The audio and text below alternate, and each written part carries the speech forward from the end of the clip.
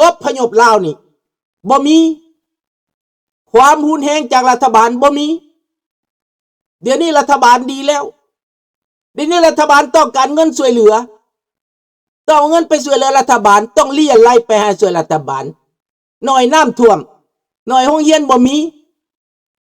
แต่เด็กน้อยลาวอยู่นี่บ่จักภาษาลาวบ่สอนภาษาลาวบ่สนใจเขมรเขาสนใจเวียดเขาสนใจเด็กน้อยเขมรขึ้นรถเว้าภาษาเวียดเขมรปองเปงปองเปงอดเดิงอดยำอดใบอดเต่าอดเล่งเขมรเว้ากันในรถมีเด็กน้อยเวียดนามขึ้นรถจอแอมจอบักจอองได้เบิดเขาเว้าภาษาเวียดเด็กน้อยลาวขึ้นรถComment vas-tu? Où tu vas? Je vais à l'école. I'm going home. I'm going home. เมื่อแต่อังกฤษฝรั่งเศสอ่อยต่อยเด็กน้อยลาวคันก็ถามว่าเจ้ามาได้ไสเจ้าเป็นหยังพ่อแม่เจ้ามาหยัง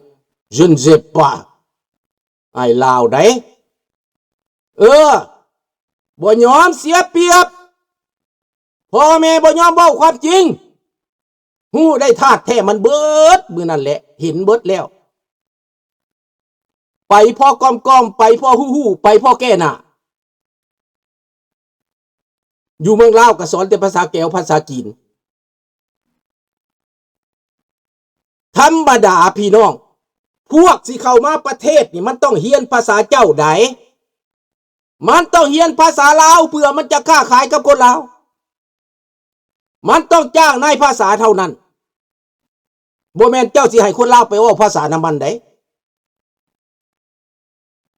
เห็นบ่พี่น้องความมีกระดูกสันหลังของตัวเองเป็นเอาได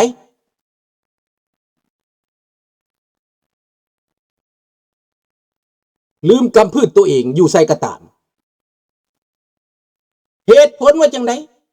สิเว้าให้ฟังถามแล้วว่าเป็นหยังจังบ่อยากให้ลูกฮู้ความจริงบ่อยากให้ลูกฮู้ความจริงเพราะว่าอยากลืมความเจ็บปวดเพิ่นอยากลืมเด้อีตาตู้นั่นน่ะเพิ่นอยากลืมได้ความเจ็บปวดเพิ่นบ่อยากให้ลูกเพิ่นฮู้ความเจ็บปวดของเพิ่นแต่สุดท้ายเพิ่นก็เข้าโรงคือกันตายไปแล้วน้อยพ่อตู้นั้นตายไปน้อยพ่อตู้นั้นตายไปแต่ลูกหลานบ่จักสาเหตุว่าเป็นหยังจังมาฮอดประเทศอันนี้เป็นหยังเจ้าจังมาใหญ่มาเกิดอยู่นี่บ่ฮู้เลยบ่ฮู้เรื่องน่าสมเพชเวทนาพี่น้องนี่ดังนั้นแหละคนลาวเอาแต่เกียรติเอาแต่เปรียบเอาแต่หน้าทางดีบ่เฮ็ดทางถูกต้องบ่ทำสุดท้ายก็เป็นเครื่องมือเขาไล่ฆ่าไล่แกงไล่เตะไล่ตีไล่ยิงตายคาเรือตายคาน้ำไหลน้ำของรอดตายมาแล้วยิบปากไว้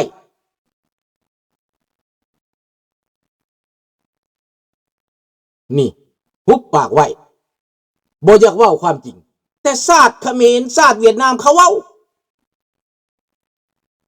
ว่าหนีภัยจากเขมรแดงหนีภัยจากรัฐบาลป่าเถื่อนเผด็จการฮุนเซนเวียดนามเขาก็ว่าเวียดนามใต้เขาว่าเขาหนีจากรัฐบาลคอมมิวนิสต์เวียดนามใต้เวียดนามเหนือหนีจากคอมมิวนิสต์เขาบ่อยากให้มันซ้ำห้อยอีกต้องเว้าสู่ลูกสู่หลานฟังต้องให้ลูกหลานรู้จักความจริงทุกคนก็เว้ากันแบบนั้นเบิดมีแต่ลาวอยากปิดบังกันเบิดจุ่มเบิดเจี้ยเห็นธาตุแท้คักแน่พี่น้องเอ้ย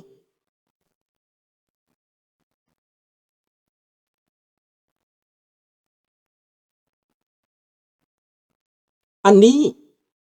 ประเทศเจ้าน้อยอยู่แล้วเจ้าต้องหักภาษาเจ้าไว้ภาษาลาวมันเว้าง่ายคืออย่างนี้ฝรั่งมามันก็เว้าเป็นไผมาก็เว้าเป็นเจ๊กมาก็เว้าเป็นอยู่ประเทศไทยการค้าขายการติดต่อกับประชาชนเขาให้เว้าภาษาไทยไหน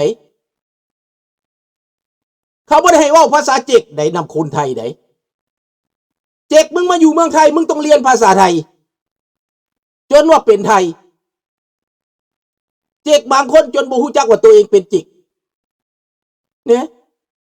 กฎหมายของเขาการรักษาของเขาแต่ไอ้ลาวนี่ต้องเป็นจิกต้องเป็นเจกต้องเป็นแก้วนำเขาปรับตัวได้ดีที่อยากเป็นโจรอยากร่วมมือกับโจรขายแผ่นดินนี่ลาวแดงอวดหมู่ว่าเป็นแบตเตอรี่แห่งเอเชียล่ะอยู่ไสแบตเตอรี่แห่งเอเชียน่ะเขื่อนไฟฟ้าเขื่อนใดก็บ่เป็นของมันจักอันเป็นของต่างประเทศเบิดลาวกลายเป็นหนี้เขา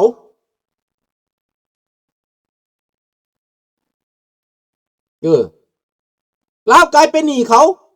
แต่ก่อนลาวบ่ได้เป็นหนี้เขาเขื่อนไฟฟ้ารัฐบาลลาวเจรจากับญี่ปุ่น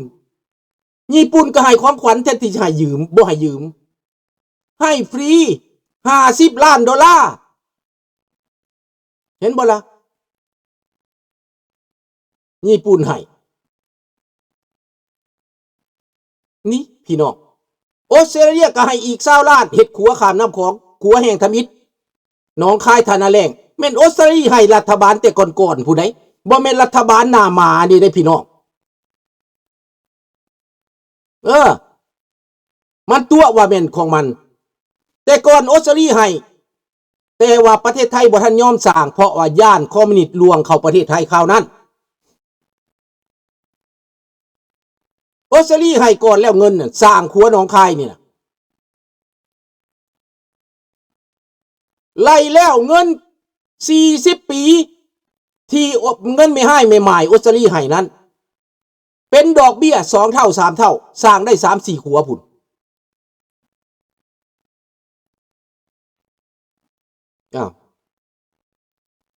สิบ่แพงจังไดนายทุนเขาก็เฝ้าอยากได้ทุนคืนเด้เขาลงทุนไปแล้วหลายพันล้านเขาอยากได้ทุนคืนเขื่อนเล็กเขื่อนน้อยก็เป็นของนายทุนเบิดมีบักหนึ่งมันไปแต่อเมริกามันก็สมหูวมคือกับรัฐบาลลาวตอนหนึ่งได้ไปหลายๆคนน่ะเด้ไปสร้างเขื่อนน้อยๆบ่ได้บ่หนึ่งไปลงทุนมันก็เคี่ยวเอาคืนแล้วตอนนี้มันสิบ่ได้ทุนเด้เห็นบ่ล่ะอันนี้แหละพี่น้องลาวเฮาต้องเข้าใจความจริงว่าความอวดโม้ของรัฐบาลลาวของโจรพวกนี้นะนั้นตระกูลโจรต้องจิบหายแม่นบ่ล่ะถ้าคนลาวรู้จักความจริงแล้วตาสว่างขึ้นขอบใจเด้อลูกหลานที่เข้ามาฟังแต่ก่อนเขาก็บ่ได้เคยฟังข้าพเจ้าดอกเดี๋ยวนี้เขาพากันเข้ามาฟังเป็นหมู่ว่าซั่นแชร์กันว่าซั่นหลานแชร์กันไปเดี๋ยวนี้นะบอกต่อๆกันไปขอบใจน้ำลูกหลานทุกคนข้าเจ้าได้บอกต่อๆกันไปเพราะแต่ก่อนบ่ฮู้จักเหตุผลบ่ฮู้จักหลักการบ่ฮู้จักข้อมูลว่าเป็นหยังลูกหลานจังตกไปเป็นแรงงานอยู่เมืองไทยเบิดลูก5 คนก็ไปเบิด5ลูก3 คนก็ไปเบิด3เหลือแต่ผู้เฒ่าอยู่ในบ้านสาเหตุอีสังพี่น้องประยูนว่าจังใดผมแปลกใจทำไมแก้วและเจกไม่สร้างทางให้ลาวทั้งที่เอาทรัพยากรของลาวไป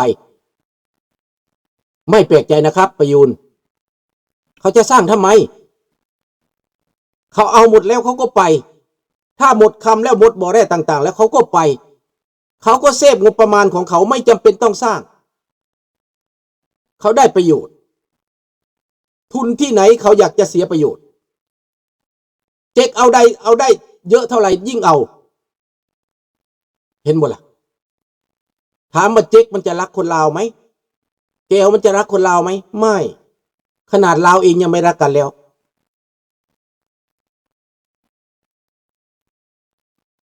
ไทยสร้างทางให้ลาวก็แลกประโยชน์เหมือนกันประยูนเข้าใจอยู่คันเอาเด่นๆอะไรมันก็น่ารังเกียจคนไทยคนลาวรู้จักภาษากันก็ให้แต่ก็แลกประโยชน์เยอะนะไม่ใช่ไม่รู้นะอย่างสร้างทางไปหงสาอย่างสินะในประเทศไทยสร้างไม่ได้สร้างไฟฟ้าถ่านหินสร้างไม่ได้แต่สร้างในลาวสร้างได้ เขาก็สร้างทางให้แลกปิดปากไว้แต่ที่จริงแล้วสร้างไม่ได้นี่เราก็รู้จักสิ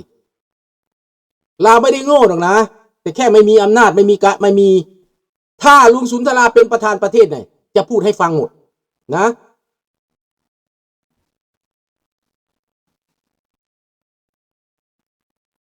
แมนเดี๋ยวนี้เขาพากันลืมปลาทูเนาเขาเบิกกระปองไส้บัตรอพยพขอสัญชาติที่ตนอาศัยแล้วเล่นไปเลียก้นขี้ขาท่าทาหน่วยแมนเนี่ยลุงยังดีไทยยังสร้างทางให้อยู่แต่สร้างไปโรงไฟฟ้าครับเข้าใจนะไม่ใช่ไม่เข้าใจนะเข้าใจถ้าไม่สร้างคนไทยก็ไปไม่ได้เขาก็เที่ยวไปไม่ได้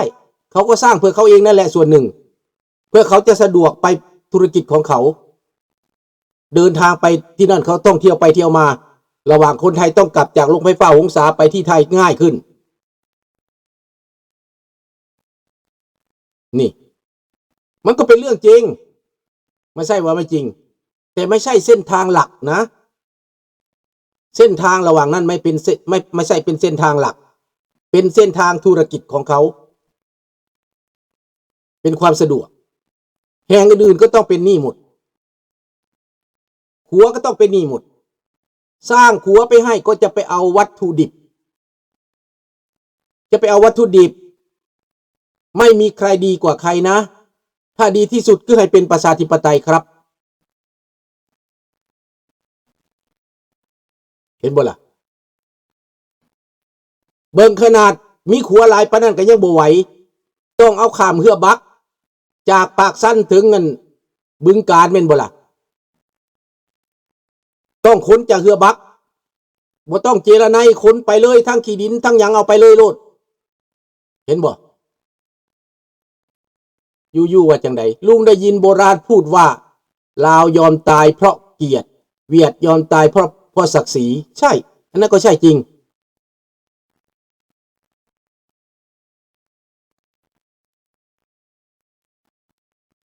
A12จากท่าพระมิตรภาพถึงปากเซก็ใช่ก็ยังว่าแลกผลประโยชน์ยังว่าเนาะ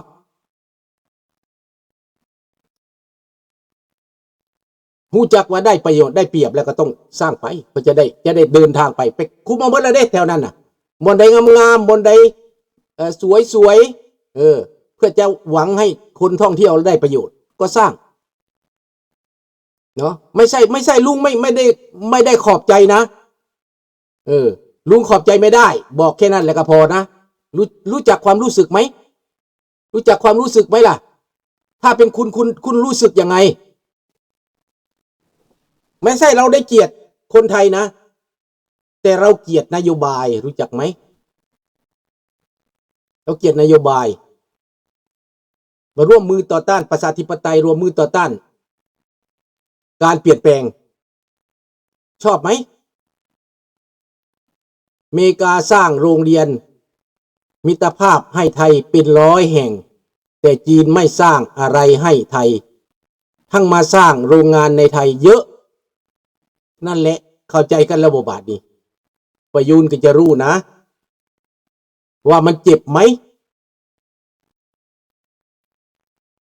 แม่แล้วเกียรตินโยบายบ่เป็นธรรมเกียรติการกีดกั้นเกียรติการกีดขวางและยังไปร่วมมือกับโจรกีดขวางอีกนี่ก็คือการกับคุณไปแข่งโอลิมปิกสมมุติแล้วมีประเทศหนึ่งแข่งแห้งแล้วไปกีดกันอยู่ในโอลิมปิกบ่ให้เข้าไปบ่ให้เข้ารอบบ่ให้โปโลหัวขึ้นมามันจะต่างอะไรกันอันนี้เฮาต้องเข้าใจเด้อพี่น้องเด้อคันคือเมื่อก่อนมันถูกต้องไฟก็ขายให้กันพระเจ้าแผ่นดิน2 พระองค์เว้ากันแลกเปลี่ยนกันซอยกันอันนั้นโอ้น่าภูมิใจจริงๆแบบนั้นภูมิใจจริงๆไม่ได้เอารัดไม่ได้เอาเปรียบแบ่งปันกันช่วยเหลือกันอันนั้นโอ้สุดยอดสมัยก่อนในรัชกาลที่9